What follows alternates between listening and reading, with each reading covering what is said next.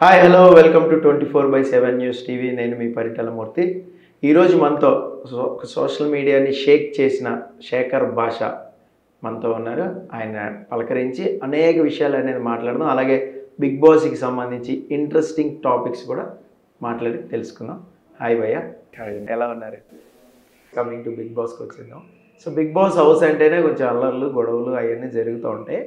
So అక్కడ శేఖర్ భాష ఉంటాడు. మరి ఇప్పుడు సొసైటీలో అనేవి మనం చూడలేము. అక్కడ సిల్లీ రీజన్స్కి చిన్న చిన్న వాటికి పంచదారకి కాఫీకి కూడా కొట్టుకుంటూ ఉంటారు. అలాంటప్పుడు మీరు ఎలా అదే ఇప్పుడు మీ ప్లాన్ ఏంటి? ఇది సొసైటీలో జరిగే చాలా పెద్ద దారుణం. పంచదార కొట్టుకుంటే దాన్ని పెద్ద పట్టించుకోవాల్సిందే ఉంది. సత్తుకొండరా బాబు అంటాం తప్ప దాని గురించి ఈగలు పీకే అంత ఇది ఉండదు. సరదాగా జోకులు వేసుకుంటూ వెళ్ళిపోవడం. లోపలికి వెళ్ళేటప్పుడు మీ ప్లాన్ ఏంటి? మీ మాస్టర్ ప్లాన్? ఇప్పుడు సరే మీరు పంచదార అన్నారు కాబట్టి పంచదార కోసం కొట్టుకుంటున్నారు అనుకోండి. అంటే అప్పుడు చూడండి, ఆయన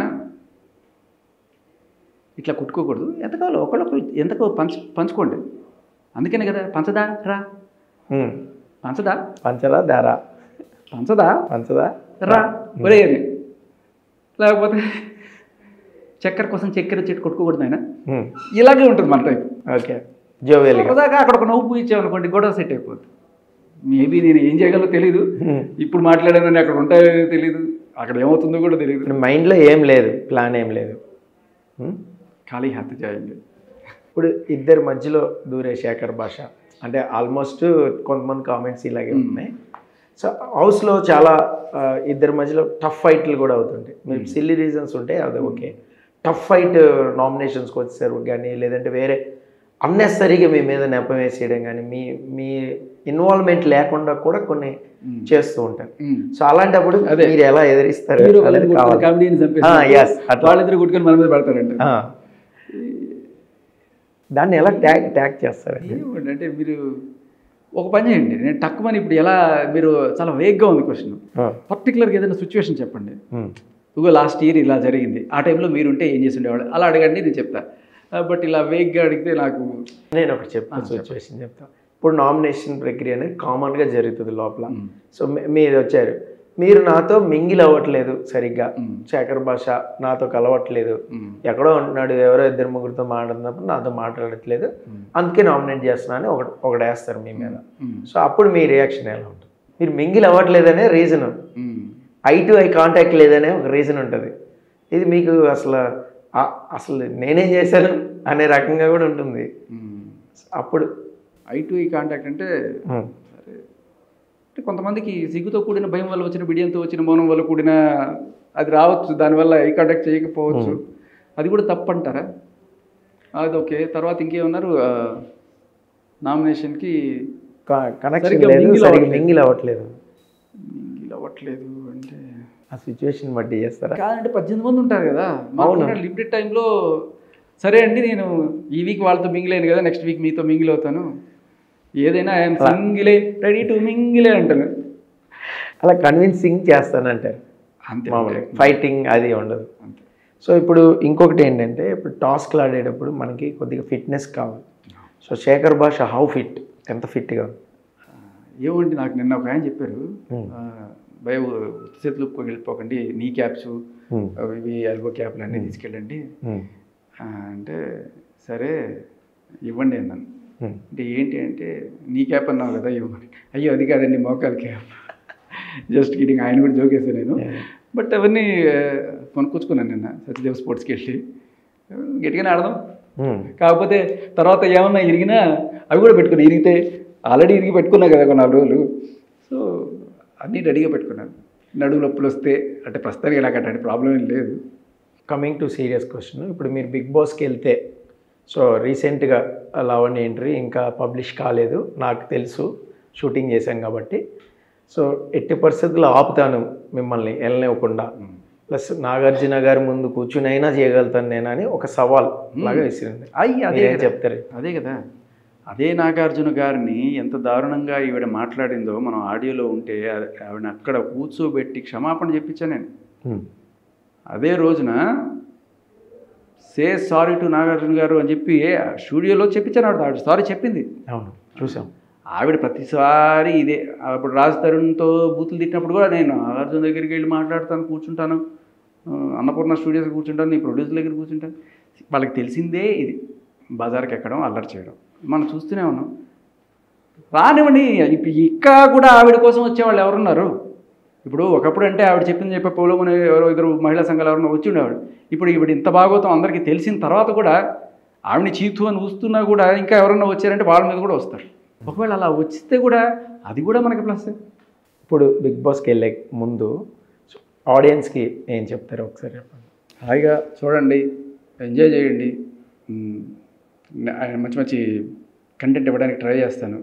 సో శేఖర్ భాష రియల్ లైఫ్లో ఎలా ఉంటాడనేది మీరు చూడొచ్చు. ఊరికి ఇప్పటిదాకా ఒక మైక్ ముందు ఫిక్స్డ్ ఫ్రేమ్లో అలా కనబడ్డాను. బట్ ఒక మనిషిని తెలుసుకునే అవకాశం, శేఖర్ భాషని రియల్గా తెలుసుకునే అవకాశం ఉంటుంది. I hope you will love me. Thank you. Dual ఫేస్లు ఏముండవు, ఫేక్ ఏముండదు. శేఖర్ భాష ఒరిజినల్ ఎలా ఉందో హౌస్లో అలాగే. ఫేక్ చేయాలనుకుని దొరికిపోతానండి. ఇప్పుడు సపోజ్ పలానా వాళ్ళలాగా చెయ్యి అన్నారు అనుకోండి, అంత టాలెంట్ ఉండదు మనకి. శేఖర్ భాష కాదు, శేఖర్ బాక్ లాగా అవుతాను. సార్, రాజ్ తరుణ్ అండ్ లావణ్య ఈ ఇష్యూలో మీరు సోషల్ మీడియాలో కొంచెం ప్రకంపనలు సృష్టించారని చెప్పుకోవాలి. సో అయిపోయింది ఇప్పుడు. So what is your feeling exactly now? ఇది కాదండి, ఇలాంటివి చాలానే జరుగుతున్నాయి. ఇది జరగడానికి కారణం ఆలోచించాలి. బేసికలీ అమ్మాయి చెడ్డదనో లేకపోతే డబ్బులు అసలు ఉన్నాయనో ఇవన్నీ కాకపోతే, ఇప్పుడు ఏమీ లేకపోయినా కూడా ఏదో హల్చల్ సృష్టించి వాడిని ఏదో బెదిరించి డబ్బులు గుంజాలని లాంటి వాళ్ళు చాలామంది ఉన్నారు. దానికి ఊతం ఇస్తున్నది ఎవరు?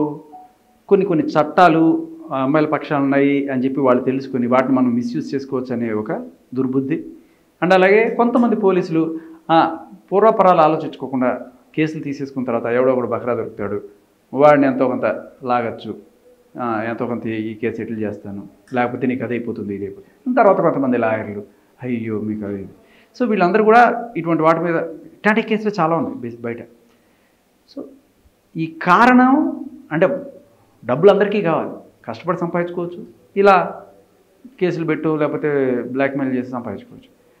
ఇట్లాంటి వాటికి మనం చెక్ పెట్టడానికి మన సిస్టమ్ని, చట్టాన్ని లేకపోతే పోలీస్ వ్యవస్థలో ఉన్న రావాల్సిన కొన్ని సమూలమైన మార్పులు ఏంటి అవి తెచ్చుకోవడానికి మనం చేసే ప్రయత్నం ఏంటిది. దాంట్లో ఇది ఒక చిన్న ఫస్ట్ స్టెప్. ఇది అయిపోవడం కాదు, ఇది జస్ట్ ఒక స్టార్టింగ్ స్టెప్.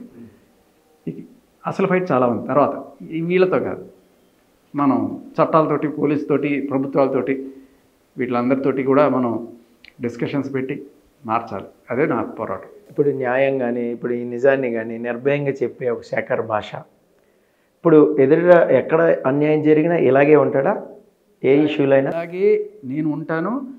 అందరూ ఉండాలని కూడా కోరుకోవాలి. మూర్తి గారైనా ఎవరైనా సరే న్యాయం పక్షాన నిలబడి ఇలా అన్యాయం జరుగుతుందని మీరు గళమెత్తితే ఈరోజు నేనే అక్కర్లా. నేను ఒక జర్నలిస్ట్ పాత్ర మాత్రమే పోషించాను. ఒక ఇన్వెస్టిగేటివ్ జర్నలిస్ట్ పాత్ర పోషించినప్పుడు నాకు వచ్చిన ఆధారాలను దేన్ని దాచిపెట్టుకోకుండా, చూపిస్తే నాకేదో అవుతుంది, నా ఫ్యామిలీకి ఏదో అవుతుందని భయపడకుండా, అట్ ద సేమ్ టైం వాళ్ళు డబ్బులు ఏదో ఇస్తారో వీటికో ఇస్తారని చెప్పి ప్రలోభపడకుండా డైరెక్ట్గా తీసుకొచ్చి ఒక మంచి కాజ్ కోసం చేస్తున్న ఫైట్ని ప్రజలు అప్రిషియేట్ చేస్తారు, దీవిస్తారు అనేదానికి సజీవ సాక్ష్యం నేను. ఇలా మూర్తి గారు చేయొచ్చు, ప్రతి ఒక్క జర్నలిస్ట్ మిత్రుడు చేయొచ్చు, చేస్తున్నారు కూడా చాలామంది ఇలాంటి పోరాటాలు. మనం చూస్తూనే ఉన్నాం ఎన్నో పోరాటాలు. బట్ నేను అనేది అదే, మరీ ఇదిగా చాలా పొలిటికల్లీ కరెక్ట్గా చెప్పండి అంటే అవతల వాళ్ళకి మనం చేయాలి, అవకాశం ఇవ్వాలి. అవకాశం ఇవ్వడం తప్ప కళ్ళ ముందు కనిపిస్తున్న అన్యాయాన్ని మీరు నిజంగానే ప్రశ్నించినప్పుడు స్టాండ్ తీసుకొని, ఇప్పుడు కొంతమంది ఇంటర్వ్యూలు చేశారు, నన్ను ఒక పక్కన కూర్చోబెట్టారు, లావణ్యను ఒక పక్కన కూర్చోబెట్టారు, మాట్లాడారు. బట్ కొంతమంది డైరెక్ట్గా ఆవిడ తప్పుని అడిగారు, కడిగి పడేశారు. సో మీరు గమనిస్తే వాళ్ళకు వచ్చిన ఫాలోయింగ్ మామూలుగా కూర్చోబెట్టి ఒక ఎంపైర్ లాగా కూర్చోబెట్టి కాకుండా ఒక న్యాయం పక్షాన ఉండి మాట్లాడిన వాళ్ళకు వచ్చిన ఫాలోయింగ్ ఇస్ డిఫరెంట్. కొంతమంది ఎగ్జాగరేషన్గా మాట్లాడిన వాళ్ళు ఉన్నారు, కానీ నేను మాత్రం జస్ట్ సాక్ష్యాలకే స్టిక్ అయి ఉన్నాను. కొంతమంది కొన్ని వీడియోస్ మరీ ఎగ్జాగరేషన్, అంటే వాళ్ళ దగ్గర ఏమైనా ప్రూఫ్స్ ఉన్నాయో లేదో తెలియదు, బట్ వాళ్ళు చెప్పినవి అవునా నిజమా నాకే తెలియదురా, ఎంత ఫస్ట్ నుంచి ఫాలో అవుతున్నాను ఈ కేసు అని చెప్పి అనుకున్నాను. బట్ ఏదేమైనా వాళ్ళు ఏమనుకుంటారు, వీళ్ళు ఏమనుకుంటారు అనుకోకుండా మీరు నమ్మిన దానికోసం మీరు కష్టపడితే నేనే అవసరం లేదు, మీరు కూడా ఇది అవుతారు. సో మీరు ఇన్ని ఇంటర్వ్యూలు ఇచ్చారు, మధ్యలో మీ కోపం చూసాం, మీ ఆవేశం చూసాం, అలాగే మీరు ఇచ్చిన ఇన్ఫర్మేషన్ అన్నీ కూడా చూసాం. మధ్యలో మీడియా మీద కూడా కొంచెం ఇదయ్యారు. అందరి అది ఏమన్నా రిగ్రెట్ ఫీల్ అయ్యారా? అంటే నేను అనేది మీడియా మీద కోపం, రిగ్రెట్ ఒకటి. అయ్యో అసలు ఇప్పుడు ఒక దేశాన్ని ఒక వ్యవస్థను మనం అనలేము. మీడియా మీద అంటే ప్రలోభాలకి వెళ్ళేవాళ్ళు, లేకపోతే అవినీతి అన్ని రంగాల్లోనూ ఉంటారు. మీడియాలో లేరా, పోలీసులో లేరా, అన్ని వ్యవస్థల్లోనూ ఉన్నారు, పాలిటిక్స్లో లేరా, ప్రతి వ్యవస్థలోనూ ఉన్నారు. సో నేను అనేది ఎవరైనా కొంతమంది అంటే అంత తప్పుని కళ్ళ ముందు కనపడుతున్నా కూడా కింద కామెంట్స్లో అందరూ కూడా తూచి అని పచ్చి బూతులు ఊస్తున్నా కూడా ఇంకా కూర్చోబెట్టి ఇంటర్వ్యూ ఎందుకు చేస్తున్నారు, ఇంకా ఏముంది వినిపించడానికి, అడగాల్సిన క్వశ్చన్లు అడగకుండా ఆవిడ ఏదో చెప్తుంటే అవన్నీ వినేస్తుంటే జస్ట్ అంటే జనాల పల్స్ మీకు ఎందుకు తెలియట్లేదు? లేదు మేము అప్పుడు జనాలకి ఏమనిపిస్తుంది, ఓకే వీళ్ళు అమ్ముడు పోయారా, వీళ్ళు ఏదన్నా లేకపోతే వీళ్ళతో ఏదైనా కుమ్మక్కయ్యారా అనే డౌట్ వస్తుంది. సో అటువంటి ఒకళ్ళిద్దరు కొంతమంది ఒకటో మెట్టిన నమ్మారు, కొంతమంది రెండో మెట్టిన నమ్మారు, కొంతమంది ఇప్పుడు 9వ 10వ మెట్లేటప్పటికీ మొత్తం 99.99% అయిపోయింది. ఇంకా ఎవరో వాళ్ళు మిగిలారు పాపం. వాళ్ళు ఇంకా కూర్చోబెట్టి కొంత పర్సెంటేజ్ ఆవిడ ఇంకా కూర్చోబెట్టి ఇంటర్వ్యూ చేస్తున్నారు, వాళ్ళ అక్కసేపు వెళ్ళకుంటున్నారు. సో వాళ్ళు కూడా ఏదో రోజున మారుతారు. బట్ నేను ఇన్ని సాక్ష్యాలు తీసుకురావడానికి కూడా కారణం ఇదే అవుతుంది. ఎందుకంటే కోర్టు ఎప్పుడో నమ్మేసి బెయిల్ ఇచ్చేసింది చాలా, అంటే మీరు ఆ కోర్టు ప్రొసీడింగ్స్ చూస్తే. కానీ ఇంకా నమ్మని కొంతమంది మీడియా వీళ్ళందరూ కూడా మెల్లమెల్లగా ఒక్కొక్కళ్ళు ఆఖరికి ఆవిడ్ని సపోర్ట్ చేసిన ఆ లాయర్ శంకరావు కూడా ఇవాళ తప్పుడు కేసు అని చెప్పి ఆయన బయటకు వచ్చేసాడు. ఒక్కొక్కళ్ళు తెలుసుకుంటున్నారు. ఇప్పుడు ఇంకోళ్ళు ఎవరో వచ్చారు సపోర్ట్ చేద్దామని చెప్పి వాళ్ళు తెలుసుకుంటారు. రేపు ఆవిడతో ఉన్న వాళ్ళే, ఆవిడ మిత్రులే కదా, మస్తాన్ సాయి కావచ్చు, చింటూ కావచ్చు, ఆ ప్రీతి కావచ్చు, ఉదయ్ కావచ్చు, ఆ ఇంట్లో పనోడు కావచ్చు, వీళ్ళందరూ కూడా ఆవిడ తప్పనే కదా బయటకు వచ్చారు. సో వాళ్ళ అమ్మ, సొంత అమ్మ నాన్న ఆవిడ నన్ను బ్లాక్మెయిల్ చేస్తుంది, మమ్మల్ని బతకనిస్తుందా, ఇలా అంతా చెప్పుకొచ్చారు. సో ఇంతమంది చెప్తున్నప్పుడు మెల్లమెల్లగా ఒక్కొక్కళ్ళు మారుతూ వచ్చారు. ఇంకా మారని మీడియా వాళ్ళు ఎవరైతే ఉన్నారో వాళ్ళని నేను అడ్రస్ చేశాను తప్ప అసలు 99% మీడియా కరెక్ట్లోనే ఉన్నారు. నేను అన్నది ఏంటంటే ఇప్పుడు ఇది ఈ ఇష్యూలో ఇంత అయింది క్యాప్చర్, మనం అనవసరంగా వచ్చామే, ఒక ఏదో స్టేట్మెంట్ ఇచ్చాం, మీ ఇంటర్వ్యూలు కూడా చూసాను నేను, అనవసరంగా స్టేట్మెంట్ ఇచ్చాం, అప్పటి నుంచి నేను మీడియాలో ఫోకస్ అవుతూ వచ్చానని కూడా చెప్పి, ఇది ఏమైనా రిగ్రెట్ ఫీల్ అయ్యారా అనవసరంగా వచ్చామే మనం? అలా లేదండి, అసలు ఎప్పుడు లేదు. ఒక్క సెకండ్ కూడా అనిపించలేదు. ఓకే, రాజ్ తరుణ్ కూడా ఏం చెప్పలేదా, ఎందుకు వచ్చింది కొన్నాళ్ళు వదిలేసి ఎందుకు ఇంటర్వ్యూస్? రాజ్ తరుణ్ ఒకసారి ఎప్పుడో అంటే నా మీద దాడి జరిగినప్పుడు, ఇలాంటి జరిగినప్పుడు తనే సారీ, నువ్వెందుకు పోయా సారీ చెప్తావు, నువ్వు చేసావా అంటే, లేదు నా వల్ల కదా అంటే, నీ వల్ల కాదు, నేను వచ్చిన కాజ్ వేరే, నీ కోసం చేస్తున్న ఫైట్ కాదు ఇది, నేను ఇలా చట్టాలను యూజ్ చేసి మిస్యూజ్ చేస్తున్న మగవాళ్ళని ఎవరైతే నానా రకాల హెరాస్మెంట్కి గురి చేస్తున్నారో, ఫ్యామిలీస్ని చిదిపేస్తున్నారు, వాళ్ళ మీద అగ్నెస్ట్ చేస్తున్న పోరాటం నువ్వు అస్సలు ఏ మాత్రం రిగ్రెట్ ఫీల్ అవ్వకని చెప్పాను నేను. ఆ రోజు నేను హాస్పిటల్లో ఉన్నప్పుడు పాపం చాలా ఫీల్ అయిపోయా, పర్లేదు, నథింగ్. ఈ ఇష్యూలో, ఈ ఎంటైర్ ఇష్యూలో రాజ్ తరుణ్ మీకు మాత్రమే చెప్పిన ఏదైనా ఇష్యూ ఉందా, ఏదైనా విషయం ఉందా మాకు, మా ఛానల్ కోసం? క్లోస్ట్రోఫోబియా అని ఒకటి చెప్పాడు, మీకు తెలుసా?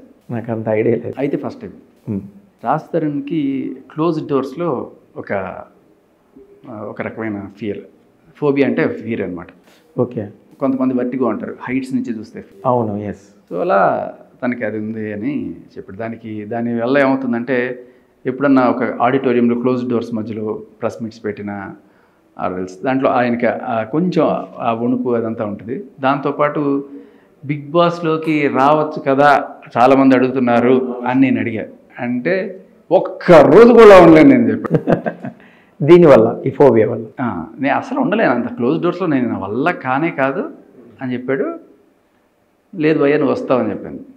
ఎలా అంటే పార్టిసిపెంట్గా కదా, గెస్ట్గా అయినా వస్తావని చెప్పారు అనమాట. లాస్ట్ టైం కూడా వచ్చారు కదా. సార్ ఓకే, ఇప్పుడు ఈ శేఖర్ భాష గురించి మేము తెలుసుకోవాలనుకుంటున్నాం. సో మీ కుటుంబ నేపథ్యం ఏంటి, మీరు ఎక్కడి నుంచి వచ్చారు? నాన్న సివిల్ ఇంజనీర్ అండి. సో రకరకాల చోట్ల ట్రాన్స్ఫర్స్ అవుతుంటుంది, చాలా వెరీ ఫ్రీక్వెంట్ ట్రాన్స్ఫర్స్ అనమాట. సంవత్సరానికి ఒక ఊరులాగా అట్లా అనంతపురం, చిత్తూరు, నంద్యాల, వెలుగూరు, రాయలసీమ మొత్తం చుట్టేసాం, కాళహస్తి, తర్వాత ఇటు సైడ్ కోస్తాలో నెల్లూరు, గుంటూరు, విజయవాడ, ఏపీ మొత్తం మీదే, ఇంకా తెలంగాణ కూడా, మధ్యప్రదేశ్, కర్ణాటక. ఓకే, అసలు మ్యాక్సిమం ఉన్న తెలంగాణ అంటే ఎక్కువ హైదరాబాద్, కొంత టైం నిజామాబాద్, బట్ ఇవి కాకుండా కర్ణాటక, కేజీఎఫ్, కోలారు, బంగారుపేట, తర్వాత చెన్నై అండ్ మధ్యప్రదేశ్లో ఆరావళి రేంజ్, నర్మదా ప్రాజెక్టు, వీటన్నిటికీ కూడా అలా నేను తిరగని ఊరు లేదు. మరి ఎడ్యుకేషన్ ఎలా సాగింది ఇన్ని ఊర్లు? అదే సంవత్సరానికి ఒక స్కూలు, సిబిఎస్ఈ ఒకే ఊళ్ళో 2 సార్లు. సిబిఎస్ఈ ఏంటండి, వీధి బళ్ళు అండి, తెలుగు మీడియం అండి. ఎక్కడికి ట్రాన్స్ఫర్ లేదని సిటీలు కనుక్కుంటున్నారా? ఊర్లకి చీమల దూరం చిట్టడివి, కాకుల దూరం కారడు, ఈ ప్రాజెక్టులన్నీ అక్కడే స్టార్ట్ అవుతుంటాయి కదా. అప్పుడు వాళ్ళు సర్వేలు చేసి, డిజైన్లు చేసి, ఇవన్నీ చేయాలి. అక్కడ ఏదో ఒక చిన్న వీధి బడి ఉంటుంది, అక్కడే ముక్కు సీదుకుంటూ పలకట్టుకొని పోతుండేవాళ్ళం మేము. సో అది ఎలా మీ ఎడ్యుకేషన్ ఎలా సాగింది? సుళ్ళూరుపేటలో స్టార్ట్ అయింది. సుళ్ళూరుపేట. సో అక్కడ ఎల్కేజీ, అక్కడ కాన్వెంట్, తర్వాత కొన్నాళ్ళు నెల్లూరు, తర్వాత అదే చెప్పుకొచ్చాక ఇప్పుడు ఈ లిస్ట్ అంతా అలా జరిగింది. అంతా తెలుగు మీడియమే. 8th 9th టైంలో ఇంగ్లీష్ మీడియం వేశారు, చాలా కష్టపడ్డాం. తర్వాత ఈ ఫీల్డ్కి రావాలి, ఆర్జే కింద అవ్వాలి అని ఒక ట్రిగ్గర్ పాయింట్ ఉంటుంది కదా, అది ఎప్పుడు అసలు లేదు. మనం ఒకటి అవ్వాలనుకుంటాం, మనకు యాక్చువల్గా ఒకటి బాగా వస్తుంది, కానీ మనం ఇంకోటి కావాలనుకుంటాం, మనకి దేవుడు ఇంకోటి ఇస్తాడు. ఇది జీవితం. నీకు నచ్చేది, నువ్వు మెచ్చేది, నీకు వచ్చేది, ఈ 3 డిఫరెంట్గా ఉంటాయి. సో నేను అవ్వాలనుకున్నది, చెయ్యాలనుకున్నది ఒక మంచి సినిమా, ఒక డైరెక్టర్గా ఒక మంచి సినిమా తీద్దామని. మీకు నచ్చింది అది. బట్ నాకు వచ్చింది ఏంటంటే, నాకు తెలియకుండా చక్కగా సరదాగా మాట్లాడగలను, సెన్స్ ఆఫ్ హ్యూమర్, స్పాంటినిటీ, ఇది నా స్ట్రెంగ్త్. నాకు నచ్చింది ఏంటి? నన్ను మెచ్చింది కంప్యూటర్ సైన్స్ చేశాను. ఇంకా దానికి సంబంధించిన ఒక ఉద్యోగం వచ్చింది. తర్వాత మెల్లగా ఈ ఫీల్డ్లోకి వచ్చాను. విజేయింగ్, తర్వాత ఆర్జేయింగ్, ఇవన్నీ కూడా చేస్తున్న గోల్ అదే ఉండేది. రేని సినిమా తీస్తే యుగాంతం వరకు చూస్తారనే రేంజ్లో అలా అనుకునేవాళ్ళు. బట్ తర్వాత గాట్ క్యారీడ్ అవే. చూద్దాం ఎప్పుడైనా టైం వచ్చినప్పుడు. ఎలా వచ్చారు అంటే ఈ ఫీల్డ్లోకి? అంటే స్టార్టింగ్ ఇంజనీరింగ్లో ఉన్నప్పుడే ట్రయల్స్ మొదలెట్టాను అనమాట.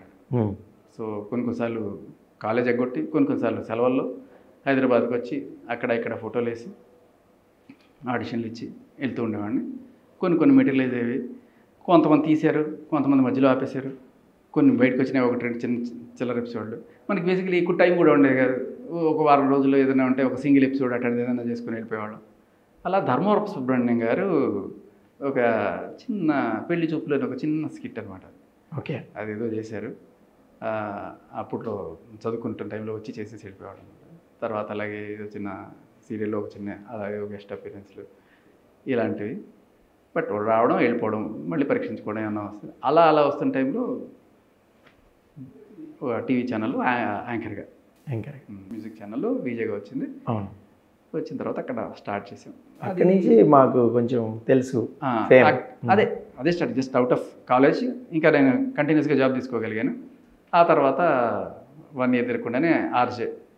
అది కూడా ఫ్లూక్ అంటే ఎలా అంటే, బాగా మాట్లాడతాం కానీ నేను ఏ రోజు ఆర్జే అవ్వాలి, ఆర్జే నా జీవిత ఆశయం ఏ రోజు అనుకోలే.